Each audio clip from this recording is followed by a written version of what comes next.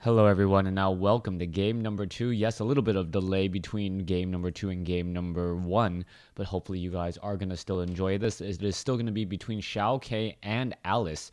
We see XioaKK spawning as the blue orc player over here on Twisted Meadows. Meanwhile, Alice spawning all the way across the map as the teal night elf. So it is going to be night elf versus orc in this 1v1 as things do get underway here. All right, going to go ahead and speed things up just a bit to get to that magical 2-minute mark and again get this party started. Demon Hunter now being trained up by Alice. Meanwhile, on the other side of the map, it is most likely going to be a Blade Master, and we can see all of that already coming into play here.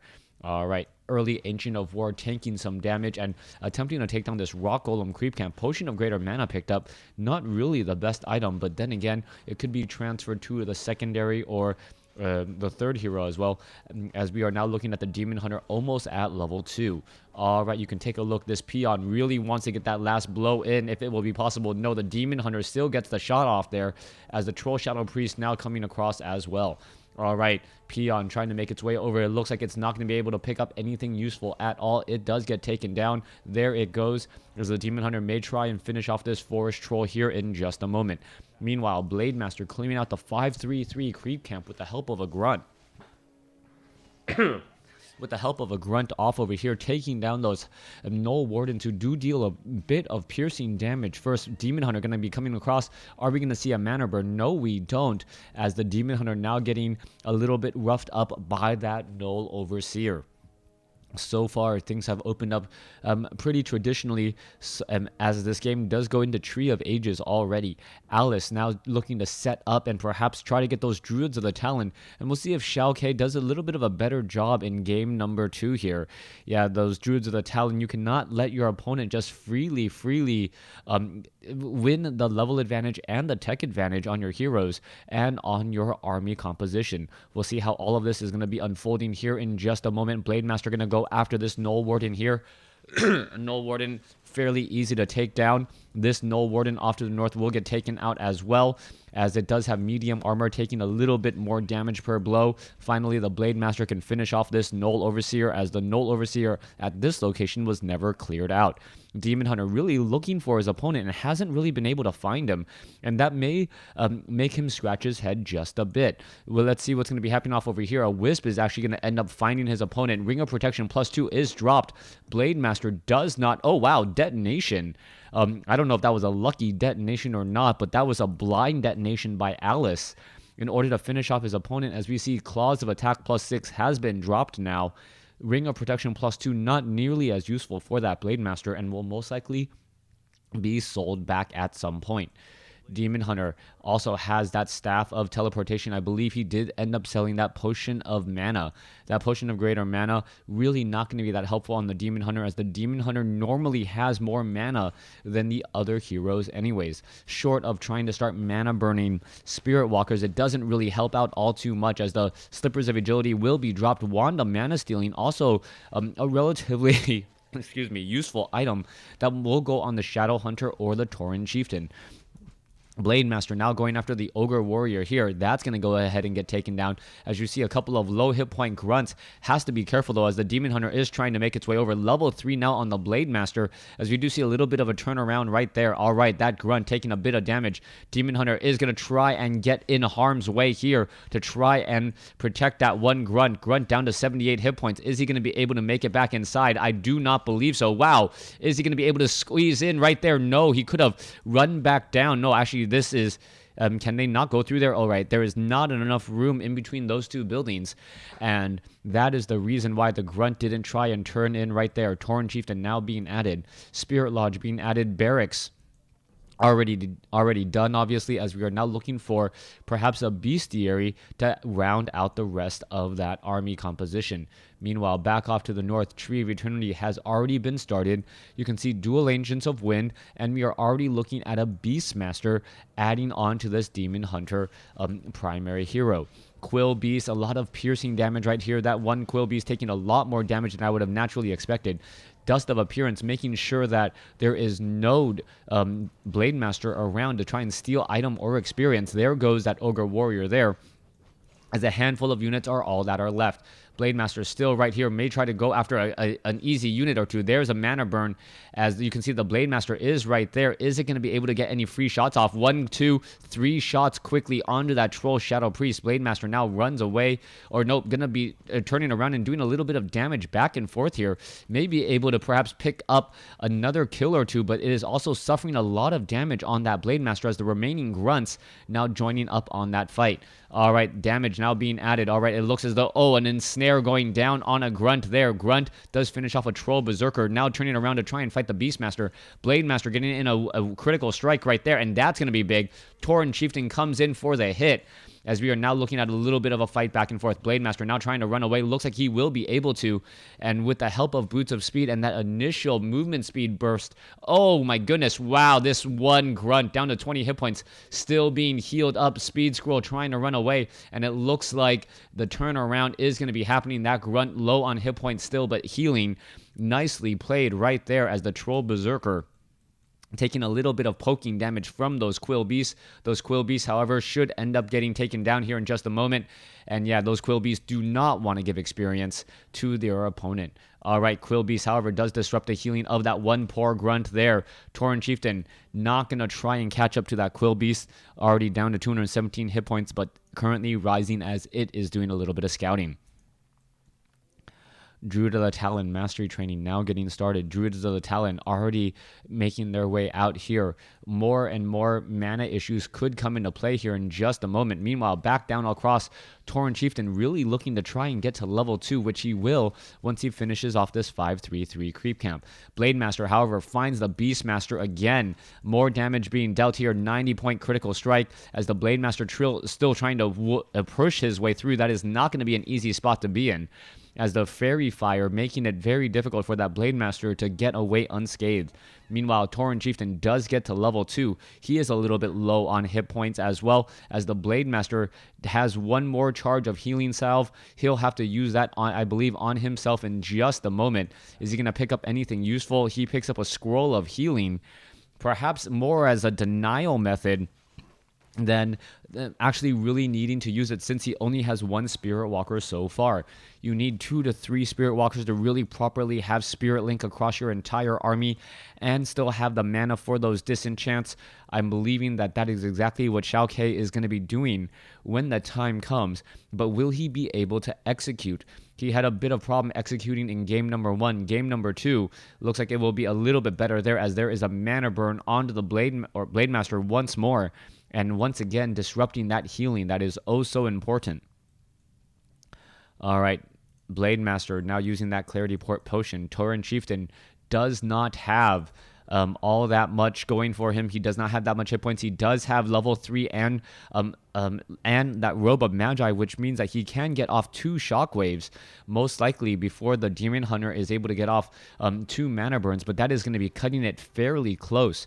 All right, Tauren Chieftain now ready, heading off to the north here. Are we going to see some engagements? Yes, we are, and here we go. Blade Master quickly going after that Demon Hunter right there. Tauren Chieftain is off over here. Are we going to see the shockwave? Yes, we are, hitting a handful of those units, and now the units are now running back once again. Tauren Chieftain still with plenty of mana, as the Blade Master finishes off the remaining guys off over here. We really should just finish this creep camp in general, but instead gonna leave it behind. Clockwork Goblins now just getting a little bit pummeled there. All right, peons will be added to this army. XioaKK doing a little bit of a head scratcher here. You normally do not want to engage when your primary and secondary hero are relatively at 50 hit points or lower. Tauren Chieftain a little bit less. That Blade Master just a little bit more, but it's not going to really be able to sustain or take that much damage when the push finally does come. All right, it looks like the Blade Master opting to do a little bit of healing. Yes, going to be able to heal himself up in just a second. And now opting also to try and get up to perhaps level 4 on the Tauren Chieftain with level 2 Endurance Aura. Blade Master off to the back over here. Spirit Walker going to be ready to go. There is the 3 Spirit Walkers, as I was mentioning earlier, as we're now looking at a relatively large army, which may be able to trap this Tauren Chieftain army here. Tauren Chieftain, Blade Master do not have any source of scroll Scroll of Town Portal, so they are going to be forced to fight here. Boots of Speed now picked up as the Cyclones do come in. All right, there's one disenchant. Units are all now running back. Are we going to see another disenchant right there? Yeah, the two heroes keeping relatively close together. The Clockwork Goblins now making their way back out as the Tauren Chieftain is now back onto the ground. Tauren Chieftain mana burned again. Is he going to be able to shockwave off to the north? No, he's not. Wait, he should be able to, and he does get one Druid of the Talon down. Meanwhile, Blade Master continuing to fight. 84, 92 points of damage. Beastmaster gets taken down. Tauren Chieftain now sitting at level 4. And this is the problem when a Tauren Chieftain has that much mana. That Robe of Magi really making a big difference there. Now taking down that extra Goblin Tinker as the units are now running back here. And they're going to be able to all pretty much heal back up to full. We're looking at 49 over 70 compared to 38 over 50. And that is even with a Goblin Tinker being resurrected. Pocket Factory still training up more units. Beastmaster now back out in play. Gold is going to be a little bit of a limiting factor for Alice in the next upcoming fight, not being able to replenish nearly as quickly. Meanwhile, it doesn't really look like XioaKK has that many options to really spend his gold, so he may be a little bit hurt there as we are now still moving along. We are looking at XioaKK clearing up this creep camp at the 3 o'clock location, and I believe that XioaKK has developed enough of an advantage. Robe of Magi, Potion of Mana. I am surprised that we don't see a Clarity Potion on that Tauren Chieftain. That Potion of Mana, or the Clarity Potion, would really, really help the Tauren Chieftain overall. He's already up to 500 mana. If he could have 400 mana going into the fight, that would be 3 shockwaves between the Potion of Mana and his normal base mana for now. Meanwhile, Demon Hunter still sitting at level 3, and that Demon Hunter has to be extremely, extremely careful as we're now looking at the Forest Troll Warlord getting taken down. All right, Forest Troll Warlord right there taking a lot of damage there. There is that Orb of Darkness. Blade Master now picking up an Orb of Darkness. That is going to be a big deal as skeletal minions will start popping out on the field. Also, he will have the ability to attack air just in case the Druids of the Talon try to go into crow form. That is not going to work out well for them. They will just end up taking damage while in the air as the Druids of the Talon now wandering back over here. All right, Blade Master looking to perhaps catch his opponent while he is creeping. The army was not walking over here, as the Blade Master now going to engage. All right, there is a Hawk right there. Blade Master, going to go in straight after those units. There's an ensnare. Are we going to see a disenchant as we see a shockwave now lay down? All right, Tauren Chieftain was very, very far back in the field here. Should be able to get off another shockwave or two as the Blade Master now testing his luck just a bit. All right, Blade Master could try and take down that Quill Beast, could get a little bit closer to level 5, but decides against it. Meanwhile, the Hawk still dancing around all across the map, keeping track of the sites and going to spot this expansion now coming in from XioaKK. XioaKK has so many things going for him. As long as he executes the next fight well, he is going to be able to recover. If he can draw out the next fight, he will definitely end up winning the game, as his economic advantage should carry him through the rest of it. Meanwhile, Talisman of Evasion now... What is that? Talisman of Evasion now picked up, so that Tauren Chieftain going to be even harder to hit. And this is just one of those situations where Alice knows that he needs to stop this expansion, but he is going to be out of position as the remaining units are now going to go ahead and try and engage right here. All right, Ancient of Wonder is going to get taken down in a matter of seconds. There it goes. Tauren Chieftain still right there, sitting on 257 mana. Are we seeing a Scroll of Town Portal yet? No, not quite yet. Raiders going after the Moonwell, so one pretty much full Moonwell will get taken down. Also, Ancient of War is also going to get taken down here. Are we going to see enough damage done to it? Yes, we are, as the teleport does go off. 57 over 70 supply compared to 48 over 40, not being able to train up any units for a little bit of time. And it looks like the Tauren Chieftain may... is he using another Clarity Potion? Yes, he is. If that Tauren Chieftain gets to level 5, perhaps off of this creep camp, then that Shockwave, it will just be far too powerful in shutting down many of these Druids of the Talon. All right, Blade Master Shadowhunter, both right there. They both spot each other here. What's going to be happening next? Tauren Chieftain now making its way off to the north. No more mana at 330 mana right now. That's a lot for a level 4 Tauren Chieftain with a maximum of 555. Meanwhile, one easy unit going to get taken down there, giving level 3 to the Beastmaster. And the Quill Beast now have, I believe, Bloodlust or Frenzy is what it is called. All right. Adept training. The Spirit Walkers are ready to go. They're heading back off to the north right over here. Blademaster may try to engage. Oh, there's one shot, two, and no detonation there. Blademaster should be able to finish off a lot of this. Let's take a look. Pillage is not being... no, Pillage is not being researched at all.